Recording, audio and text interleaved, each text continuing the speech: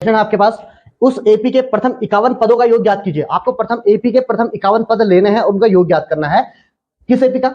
जिसके दूसरे और तीसरे पद क्रम से है। कितने हैं आपके? 14 और 18, यानी दूसरा पद उस श्रेणी का 14 है और तीसरा पद कितना है? उस श्रेणी का 18 है। और आपको क्या निकालना है? 51 पदों का योग। तो एक निकालना है, तो एसएन का फॉर्मूला लगेगा। देखो, एपी के प्रथम 51 पदों का योग, तो एसएन का फॉर्मूला लगना है। तो S n is equal to n upon 2 a plus n minus 1 d। तो ये रहा आपका फॉर्मूला। इसमें आप वैल्यू रख दीजिए, n की, a की और d की, तो आपका आ जाएगा आंसर। अच्छा, अब n की वैल्यू कितनी है? n की वैल्यू है आपकी 51 पदों का, तो n की वैल्यू तो आपको 51 दी हुई है, n की 51 आपको दी हुई है n की वैल्यू, तो आप यहाँ पे 51 रख देंगे इज इक्वल टू, यहाँ पे भी 51 आएगा अपॉन 2 ब्रैकेट 2a प्लस 51 में से आपका कितना हो गया? 50d।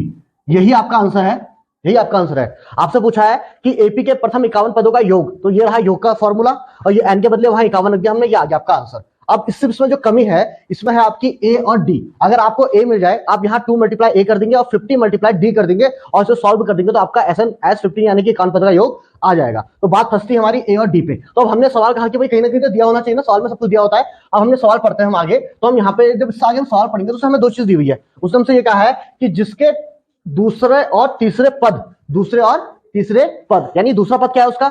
14 और तीसरा पद क्या है उसका? 18। तो ये दो चीज दी हुई है। तो अच्छा, एक बात समझते हैं, श्रेणी का दूसरा पद 14 है और तीसरा पद 18 है, तो मैं प्रथम पद मान लेता हूं ए। तो प्रथम पद हमने क्या मान लिया? समांतर श्रेणी का ए। तो आपकी समांतर श्रेणी क्या बनेगी? आपकी प्रथम पद ए, दूसरा पद 14, तीसरा पद 18, ऐसे आपका चौथा, पांचवा, छठा पद लिखेगा। आपकी ये समांतर श्रेणी आपकी क्लियर हो गया। अच्छा, ये समांतर श्रेणी है तो ये क्या करेगी? एक कंडीशन को क्या करेगी? फॉलो करेगी। कंडीशन क्या लगती है इसमें? अगर कोई भी दिया गया अनुक्रम समांतर श्रेणी है तो उसके पदों के बीच का अंतर समान होता है, यानी कि दूसरा पद में से अगर मैं पहला पद घटाऊं या मैं तीसरा पद में से दूसरा पद घटाऊं, वो क्या होंगे? आपके बराबर होंगे, तभी तो समांतर श्रेणी है। तो हमें यहाँ पे क्या करेंगे? हम यहाँ पे लिखते हैं, क्योंकि समांतर श्रेणी है इसलिए दूसरा पद माइनस पहला पद, ये सबको समझ में आ रहा होगा क्या चीज है? बराबर होगा आपका तीसरा पद माइनस दूसरा पद। ये क्यों है?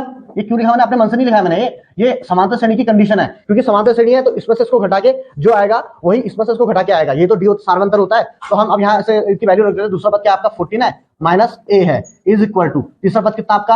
18 और दूसरा पद आपका 14। तो ये हमारी समीकरण बन जाती है। यहां से देखिए आप क्या होगा, ये तो आपका हो गया 4 और ये हो गया आपका 14 माइनस ए। अब ए निकालना आपने, तो ए माइनस में तो उधर ले आएंगे तो प्लस का हो जाएगा, 4 को उधर ले आएंगे तो 14 माइनस 4। तो जो ए है उसकी वैल्यू कितनी आ चुकी है आपके पास? 10 आ चुकी है। तो जो प्रथम पद है समांतर श्रेणी का वो कितना आपका?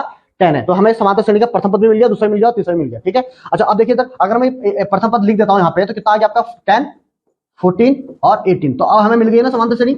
ये है वो हमारी समांतर श्रेणी जिसकी हम यहाँ बात कर रहे हैं। अब इस समांतर श्रेणी में ए हमारा निकल चुका है। अगर मैंने आपसे पूछा बताइए कि डी कितना होगा समांतर श्रेणी में, तो आप साफ कह सकते हैं भाई डी कैसे निकलेगा? आप 14 माइनस 10 कर दीजिए, कितना आ गया आपका? डी 4, यानी कि डी कितना निकल गया आपका? 4। हमने ए भी निकाल दिया है और हमने डी भी निकाल दिया है, पर हमें समांतर श्रेणी का निकालना क्या है?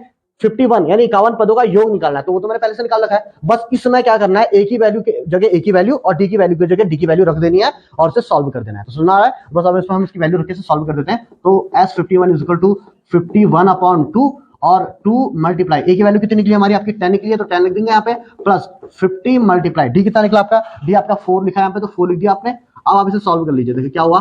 51 अपॉन 2 ये हो गया आपका 20 प्लस 200 ये हो गया आपका, तो 51 अपॉन 2 तो ये हो गया आपका 220। ठीक है। अब इसे आप क्या करेंगे? 2 से काट देंगे इसको, तो 110। तो S51 की वैल्यू कितना आ रहा है? वैल्यू इसकी, तो S51 इक्वल टू आपका 610। तो ये आ रही है आपकी इसके 15 पदों का योग। इस समांतर श्रेणी के 15 पदों का योग कितना आ रहा है? 5610। ठीक है। सवाल में आपसे कह रहा है कि यदि किसी एपी के प्रथम 7 पदों का योग 49 है, तो पहली कंडीशन कि कोई एपी है आपकी समांतर श्रेणी है, उसके अपने प्रथम 7 पद लेने हैं और उनका योग करके आपको कितना मिल जाता है? 49 मिल जाता है। और प्रथम 17 पदों का योग 289 है। अगर हमने उसी एपी के प्रथम 17 ले ले, पहले हमने 7 पद लिए, 7 पदों को हमने ऐड किया तो हमें 49 मिल गया। उसके बाद हमने उस समांतर श्रेणी के 17 पद ले लिए, तो जब 17 पदों को ऐड किया तो हमें कितना मिल गया? 289 मिल गया। ठीक है। आपसे पूछ क्या रहा है? वो कह रहा है तो इसके प्रथम n पदों का योग ज्ञात कीजिए। तो हमने ज्ञात करना है इसके प्रथम n पदों का योग कितना होगा। ठीक है। तो अच्छा, एक बार मैं आपको बताऊं, जो हमने निकालना है ना, ये देखिए हमने क्या निकाला है? प्रथम n पदों का योग। किसी समांतर श्रेणी के n पदों का योग होता क्या है? आपको फॉर्मूला याद होगा पक्का। आपने लिखा Sn is equal to n upon 2a plus n minus 1 d। तो ये हो गया आपका n पदों का योग। तो ये तो आंसर निकालना आपने। आपने क्या करना है, किसी समांतर श्रेणी के प्रथम n पदों का योग निकालना है। तो किसी समांतर श्रेणी के प्रथम n पदों का योग n/2 bracket 2a plus n-1d, यही तो होता है। तो आंसर तो आ चुका है। अच्छा, आप क्या कर सकते हैं इसमें, देखिए अगर इससे पूछा, यहाँ पे पूछा रहता कि प्रथम 40 पदों का, प्रथम 50 पदों का, प्रथम 51 पदों का, तो n के बदले वो वैल्यू लिख देते। आप कुछ दिया ही नहीं है, n पदों का पूछा है तो n के बदले तो n ही रहेगा। तो और क्या कर सकते हैं, और हमने देखा, तो हमने ये देखा कि भाई n तो ऐसे ही रहेगा, परंतु a और d की वैल्यू रखी जा सकती है। a और d की वैल्यू रख के हमसे सॉल्व कर देंगे, जो भी हमारा आंसर आ जाएगा वो आपका आंसर होगा, ठीक है ना। n नहीं रिप्लेस होगा, n तो आना ही आए, क्योंकि n पदों का योग ही पूछ रहा है। पर ये हो सकता है कि हम a और d की वैल्यू यहां रख सकते हैं और इसे हल कर सकते हैं, जितना ये हल होगा, ठीक है। तो अब उसके लिए a और d की वैल्यू चाहिए, उसके लिए क्या करें, उसके लिए कुछ दिया होना चाहिए था। अरे तो भैया ये जो पहले की 2 लाइनें दी है, इसीलिए तो दी है कि यहां से हम a और d निकाल सके। तो ये अच्छा, और एक चीज और कि a और d कितनी अज्ञात राशि है, 2 अज्ञात राशि है। तो मैंने आपको हमेशा पता है कि आपको कि 2 अज्ञात राशियां निकालने के लिए कम से कम 2 समीकरण चाहिए होती है, और तो 2 समीकरण चाहिए के लिए, 2 समीकरण के लिए उसे 2 भाषा दी है। एक बार इसे ये दिया हुआ है और एक बार उसने आपको दूसरी लाइन दी हुई है। इन दोनों से आपकी 2 समीकरण बनेंगी, उन समीकरणों को आपको हल करोगे, वो समीकरण बनेंगी a और d में, उन समीकरणों को हल करोगे, a और d निकलेगा, उसकी वैल्यू यहां रखोगे, आपका आंसर आ जाएगा। इतना समझ आ गया आपको। अब आप देखिए समीकरण बनेंगे कैसे। पहला का योग n पदों का योग होता है Sn, तो 7 पदों का योग क्या होगा, S7 होगा कि नहीं होगा, 7 पदों का योग। तो डाउट, ये कितना दे रखा है आपको, 49। ये बात आप समझे। उसने आपसे कहा कि एक समांतर श्रेणी के 7 पदों का योग 49 है, यानी S7 आपका 49 है। अब बात आती है कि S7 की वैल्यू क्या होगी, इसके हिसाब से, फॉर्मूले के हिसाब से S7 कितना होगा, यहाँ पे हम रखेंगे n/2, 7/2 यानी n/2 bracket 2a plus 7 minus n-1 होता है ना, तो यहाँ पे क्या आ जाएगा 7-1, तो 7 - 1 और d इज इक्वल टू कितना, 49। इतना क्लियर है आपका, बिल्कुल। अब इसे आप क्या करना है, इसे सॉल्व कर देना आपने, इस 2 की यहाँ मल्टीप्लाई कर दीजिए, ठीक है, और 7 को यहाँ ले जाइए, तो ये हो गया आपका 49। 2 यहाँ डिवाइड में था तो ऊपर मल्टीप्लाई में चले गया, और जो 7 था वो मल्टीप्लाई में था तो यहाँ आ गया, डिवाइड में आ गया, ठीक है। और यहाँ क्या बचा आपका 2a प्लस 6d, क्लियर है इतना। अच्छा, अब क्या होगा, 2a plus 6d is equal to 7 जा 49 और 7 जा 14। ये आपकी समीकरण बन चुकी है। अब इस समीकरण में भी देखिए, अभी और क्या हो सकता है, समीकरण को आप छोटा कर सकते हैं। ये 2 है, ये 6 है, ये 14 है, सारी संख्याएं 2 से कैंसिल आउट हो रही है, तो हम इधर भी 2 से भाग कर देंगे, इधर भी 2 से डिवाइड कर देंगे, तो a plus 3d is equal to 7। ये बन गई आपकी पहली समीकरण। जो पहली उसने इक्वेशन दी थी कि S7 इज इक्वल टू 49, यानी कि 7 पदों का योग जो है वो 49 है, तो उसके नीचे मैंने इसका फॉर्मूले में रख के S की केवल n की वैल्यू रखी और उसे सॉल्व किया, तो मेरी एक समीकरण बन गई a और d में, क्लियर है। अब बिल्कुल ऐसे ही क्या होगा आपका, देखिए इधर अब क्या होगा, दूसरा क्या दिया हुआ है, 17 पदों का योग, तो 17 पदों का योग यानी कि S17, 17 पदों का योग कितना दिया है बेटा आपको, 289, तो 17 पदों का योग दिया हुआ है 289। अब यहाँ पे देखिए हम क्या करेंगे, दोबारा से इसके नीचे से फॉर्मूला लिखेंगे n/2, n के बदले 17 आ गया, n/2 bracket 2a plus n-1, 17 - 1 और d हो गया, और ये दिया कितना आपको 289।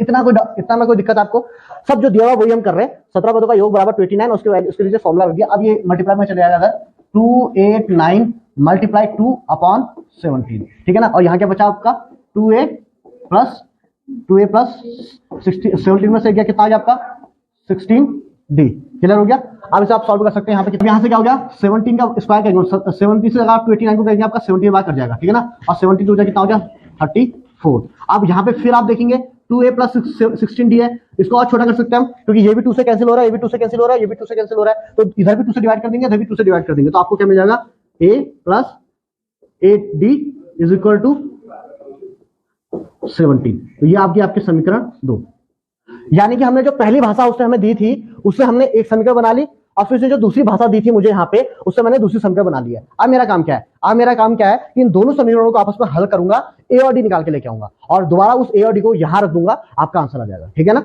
समझ बात आ गई है ना। तो हम a और d निकालेंगे, तो a और d निकालने के लिए हम क्या करते हैं, इससे आगे हम क्या करेंगे, देखिए चाहे प्रतिस्थापन से करो चाहे विलोपन से करो, हम इसे विलोपन से करते हैं, तो विलोपन से समीकरण 1 और 2 को हम क्या करेंगे, सॉल्व करेंगे। तो फिलहाल मैं इसे इरेज कर देता हूँ, ठीक है ना, करते हैं।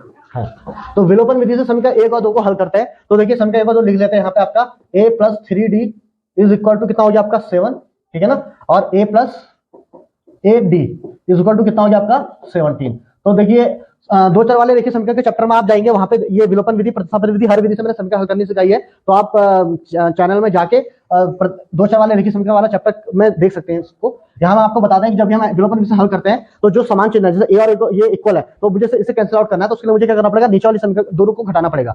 संख्या 1 से संख्या 2 घटाना पड़ेगा। घटाने के लिए क्या करते हैं, नीचे वाली संख्या के चिन्ह चेंज हो जाते हैं, माइनस माइनस और ये माइनस हो गया, तो ये तो कैंसिल आउट हो गया। प्लस और माइनस है, ये प्लस का 3 और ये माइनस का 8 हो गया, तो माइनस का 5 डी आपको यहाँ पे मिल चुका है। ये आपका प्लस का 7 है, माइनस का 17 हो गया, तो आपका कितना मिल गया, माइनस का 10। तो डी इक्वल टू आपको कितना मिल गया, -10 अपॉन -5, तो माइनस से माइनस कर दिया, ये 2 बार, तो डी इक्वल टू कितना मिल चुका आपको, टी 2 मिल चुका है। तो डी की वैल्यू आपको कितनी मिल चुकी है, 2। अब ए का मान कैसे निकलेगा, इस डी का मान समीकरण 1 या 2 किसी में भी रख दीजिए आपको डी मिल जाएगा। तो डी का मान समीकरण रखते हैं 1 में, तो क्या रखेंगे, डी का मान समीकरण 1 में a + 3d is equal to 7।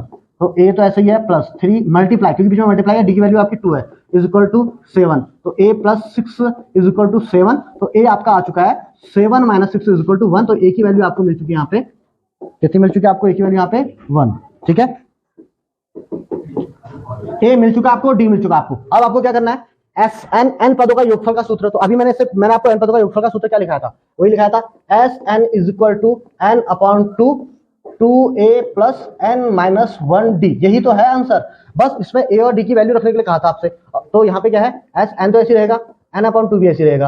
अब a की वैल्यू अभी भी आपने क्या निकाली है, 1 निकाली है, तो यहाँ 1 आ जाएगा, और n तो ऐसी रहेगा, और d की वैल्यू आपने क्या निकाली थी, d की वैल्यू आपने निकाली थी 2 निकाली थी, तो डी की वैल्यू आपने 2 निकाली, तो यहाँ पे 2 रख दिया मैंने। ठीक है, अब इसे आप सॉल्व कर देंगे। ठीक, S n is equal to n upon 2, ये हो गया 2 × 1 = 2, प्लस अब हम क्या करेंगे, इस 2 की n से भी मल्टीप्लाई और इस 2 की 1 से भी मल्टीप्लाई कर देंगे, तो 2n - 2, क्लियर है, ये हो गया। ठीक है, अब ये n अपॉन 2 तो ऐसे रहेगा, हमने ये देखा ये प्लस का 2 है और ये माइनस का 2 है, क्योंकि जब हम 2 की n से करिए तो 2n हो गया, और 2 की 1 से करिए तो आपका 2 आ गया, और ये प्लस का 2 और माइनस का 2 तो कैंसिल आउट हो गया, तो क्या बचा, सिर्फ 2n बचा आपका, इस 2 से 2 कैंसिल हो गया आपका। ठीक है, अब आप देखिए यहाँ पे ये अपॉन में भी 2 है, नीचे अपॉन में भी 2 है, ऊपर भी 2 है, तो इस 2 से 2 कैंसिल आउट हो गया, और n बचा, और n का मतलब क्या है, मल्टीप्लाई है बीच में। और जब आपको पता है कि दो चरों की मल्टीप्लाई होती है तो उनकी पावर ऐड होती है, इसकी पावर 1 है, इसकी पावर 1 है, तो आंसर जो आपको मिल चुका है वो आपको मिल चुका है n का स्क्वायर। ठीक है, तो बड़ा अच्छा सवाल था, पेपर में बहुत इंपॉर्टेंट क्वेश्चन है, आता है आपका सवाल। इसमें से हमने a और d की वैल्यू रखी और जो हमें मिला वो हमारा आपके सामने आंसर है।